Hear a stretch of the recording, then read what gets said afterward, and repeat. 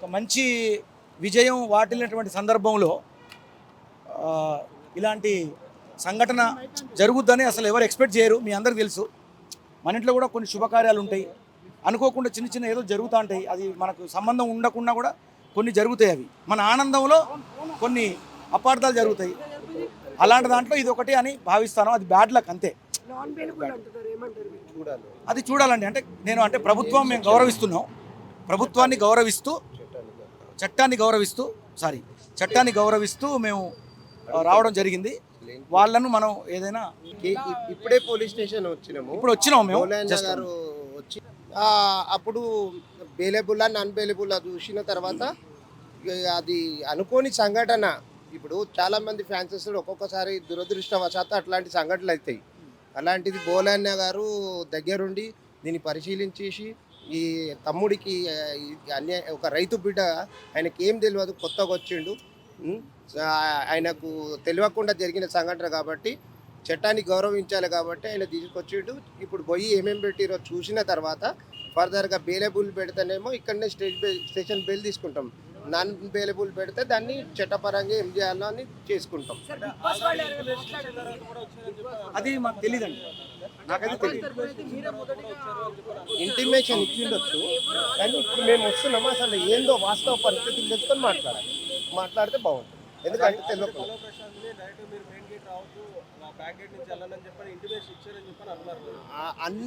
అన్నారని మనం అంటున్నాం, కానీ అది కరెక్టా లేదా అనేది మనకు కూడా తెలియదు కదా. ఇప్పుడు బ్యాక్ గేట్ నుండి వచ్చిర్రు అనేది అది మనకు తెలియదు, మీకు తెలియదు. అన్నారు అంటారు, అది ఊహాత్మకమైన ప్రతిపాదన అనిండొచ్చు. చట్టాన్ని గౌరవించాలి, చేయాలి. ఏదో మిస్టేక్ జరిగిన ఏమైనా కానీ ఆయన ఒక రైతు బిడ్డ ఆయనకేం తెలియదు, వచ్చిండు. ఏదో దురదృష్టవశాత్తు సంఘటన అయ్యింది. చట్టాన్ని గౌరవించాలి, పోలీసులను గౌరవించాలి, రాష్ట్ర ప్రభుత్వాన్ని గౌరవించాలి. అది మానవతా దృక్పథంతో కన్సిడర్ చేయమని ఇది చేస్తాము. చట్ట ప్రకారం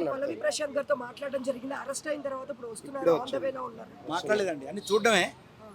బాధపడ్డాను అంతే. ఇంకా అంటే ఇట్లా అంటే ఇంత మంచి ఆనంద ఉత్సవంలో ఇట్లా ఎందుకు జరిగింది, అసలు ఏం జరిగిందో నాకు తెలుస్తలేదు అసలు. ఫస్ట్ నేను కూడా నా కారులో కూడా వస్తున్నప్పుడు చాలా మంది జనాలు, అంటే ఒక సెలబ్రేషన్ జరిగేటప్పుడు జనాలు గుమిగూడతారు. అందులో రకరకాల వ్యక్తులు ఉంటారు.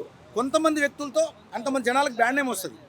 అంత మాత్రాన ఒక మంచి పేరు తెచ్చుకున్నటువంటి వ్యక్తి ఇలా ఎందుకు జరిగింది ఆయనకు అనే దాని మీద నాకు కూడా అర్థం కావట్లేదు అసలు.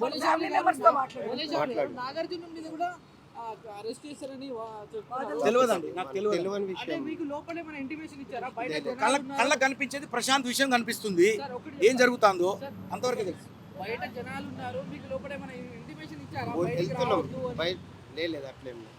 ఇంటిమేషన్ అంటే అట్లా కాదండి. ఇంటిమేషన్ ఎట్లా ఇస్తారు అంటే వాళ్ళు ఫలానా టైంకి వెళ్ళండి అంటారు. వాళ్ళు జాగ్రత్తగా వెళ్ళండి. బయట పోలీసు వాళ్ళు కూడా ఉన్నారు, బారికేడ్స్ కూడా ఉన్నాయండి. ఆ రకంగా మీరు ఒక 5-6 కార్లను ఒకేసారి పెట్టారు, వరుసగా పెట్టి పంపించారు మమ్మల్ని. అందులో నేను కూడా ఉన్నాను. సో జనాలు ఒకేసారి మూకుమడిగా ఎట్టాగని అనలేమండి. అభిమానంతో వాళ్ళు ఇక రకరకాల ఉంటారు కదా. అందులో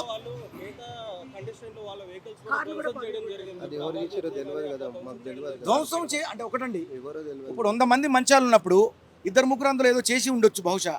కానీ అంత మాత్రాన అది అంటే నేనేంటంటే అండి, ఇప్పుడు పల్లవి ప్రశ్న అంటే ఒకవైపు నుంచి చట్టాన్ని నేను గౌరవిస్తే మాట్లాడుతున్నా, ఇదే తర్వాత ప్రెస్ను గౌరవిస్తూ చట్టాన్ని గౌరవిస్తూ మాత్రం నేను మాట్లాడుతున్నా అంతే.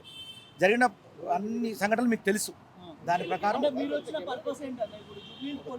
రావాలి కదండి తమ్ముడు. ఇప్పుడు నేను లోపల అతనితో ఎలా మీకు తెలుసు కదా, తను రైతు బిడ్డకు వస్తే నేను పాట బిడ్డకి వెళ్ళాను. తను గెలవాలని నేను కూడా సపోర్ట్ చేశాను. శివాజీ అన్నతో సహా అందరూ సపోర్ట్ చేశాను. అలాగే బయట అతనికి ఇట్లా జరిగినప్పుడు ఎవరో మనకు తోడు ఉండాలి కదా, మన బాధ్యత అది. ఇప్పుడు అది ఒక క్రిమినల్గా కళ్ళ ముందు కావాలని చేసిన కేసు అయితే నేను ఒక క్రిమినల్ కేసు అయితే చేయలే కదండి. తను ఉసిగొల్పింది కూడా కాదు కదా. అంటే నేను అంటే ఏదైనా బాధాకరమేనండి, అన్ని బాధాకరమైన విషయాలే కాదు. ఇప్పుడు కారు అద్దాలు పగిలినాయి, అది చాలా బాధాకరం. అది ఆడియన్స్ అంటే అభిమానం ఉండాలండి. అట్లా అద్దాలు పలగొట్టడం అట్లాంటి పద్ధతులు కరెక్ట్ కాదు. అది కొంతమంది చేసిన పని. అది 10 మంది ఉన్న కాడ ఒకళ్ళిద్దరు తేడా ఉంటుంది. అది జనానికి, అది ఆడియన్స్ సంబంధించిన విషయం. అది జస్ట్ నేను ఒక మానవతా దృక్పథంతో తమ్ముడిగా, మన ఒక రైతు బిడ్డ, ఒక పల్లె బిడ్డ, గెలవక ఒక కామన్ మ్యాన్ ఒక బిగ్ బాస్లో ఒక గెలుపునిచ్చి ఇవాళ ఇంత పెద్ద పేరు సంపాదించి టైటిల్ గెలుచుకున్న వ్యక్తి, ఒక ఇండస్ట్రీలోనే ఒక రికార్డ్ సృష్టించిన ఒక వ్యక్తికి ఒకేసారి ఇలా ఎందుకు జరిగింది అనే దాని మీద స్పందించి నేను స్టేషన్కి వచ్చి చట్టపరంగా వాళ్ళని గౌరవిస్తూ వాళ్ళను మనం ఏదైనా ఉంటే అన్ని తెలుసుకొని పూర్వాపరాలు తెలుసుకొని ఏదైనా న్యాయం జరిగితే ఆ న్యాయానికి రెస్పాన్సిబిలిటీ కాదండి, మానవ అది నాకు సంబంధం లేదు కదండి. ఇప్పుడు నా మనసు ఏం చెప్తుందో అది చేశానండి. నా మనసు అదే సార్, నేను వచ్చాను కదా. మిగతా వాళ్ళ గురించి నేను ఎలా చెప్తానండి? ఎవరిష్టం వాళ్ళండి. నా బాధ్యతగానే వచ్చాను. ఈ సీజన్లోనే జరిగిన పరిస్థితి, ఇప్పుడు నెక్స్ట్ సీజన్ గురించి ఎలా చెప్తాం బ్రదర్? ఈ సీజన్లోనే ఈ పరిస్థితి మీకు తెలుసు. ఇక మనం వచ్చే సీజన్లో అంటే ఎలా చెప్పగలుగుతాను నేను?